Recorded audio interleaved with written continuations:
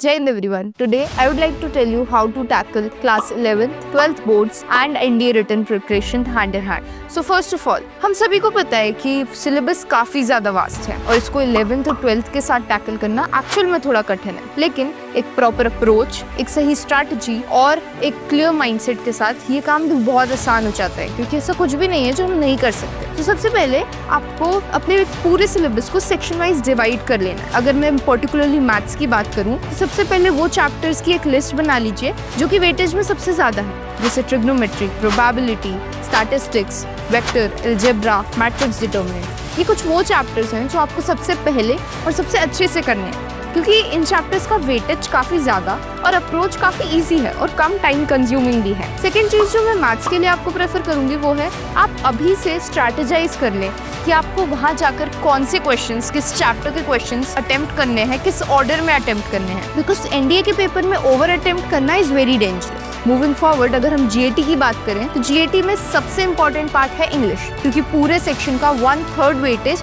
English hold करता है और इसको टैकल करना इतना भी ज्यादा मुश्किल नहीं है। इंग्लिश के लिए आई वुड प्रेफर यू कि आप अपनी रीडिंग स्किल्स बढ़ाएं। रीडिंग स्किल्स में particularly I would go for newspapers, क्योंकि newspaper reading is very important and इससे वन गो में आपको मल्टीपल सोल्यूशंस मिलते हैं। जैसे आपकी वोकैबुलरी इंप्रूव होती है, इससे आपका सेंटेंस फॉर्मेशन पे अच्छा ग्रिप होता है, ऑल्सो इससे आप करंट अफेयर्स के साथ कोप अप कर पाते हैं जो NDA written as well as SSB में आपको हेल्प करता है। जीएटी का second major chunk is science, क्योंकि हम सभी ऑलमोस्ट पीसीएम के स्टूडेंट्स होते हैं, तो फिजिक्स और केमिस्ट्री में तो हमें इतनी प्रॉब्लम होती नहीं है। बोर्ड्स के लिए भी हम जो फिजिक्स और केमिस्ट्री का सिलेबस पढ़ते हैं एनडीए रिटन एग्जाम में उससे काफी बेसिक लेवल का सिलेबस आता है, इसलिए सिर्फ कंसेप्ट समझ के और कुछ फॉर्मूलाज मल्टीपल टाइम रिवाइज करके टॉप ऑफ द माइंड रख के हम सारी क्वेश्चंस काफी आसानी से टैकल कर सकते हैं। ऑल्सो मैथ्स में भी वही सिलेबस रिपीट होता है जो कि बोर्ड एग्जाम्स में आपको आता है, तो डबल मेहनत करने की जरूरत नहीं होती और वहाँ पे दोनों काम आपके आसानी से हो सकते हैं। Also I would recommend you that please कभी भी ज्योग्राफी पोर्शन को स्किप करके मत जाइए अपने एग्जाम में, बिकॉज ज्योग्राफी पोर्शन अगर आप प्रीवियस ईयर क्वेश्चंस उठा के देखेंगे, उनको एनालिसिस करेंगे, तो आपको पता चलेगा कि कुछ टॉपिक्स हैं जिनसे रिपीटेटिवली क्वेश्चंस आते हैं और सिर्फ उन्हीं टॉपिक से आते हैं।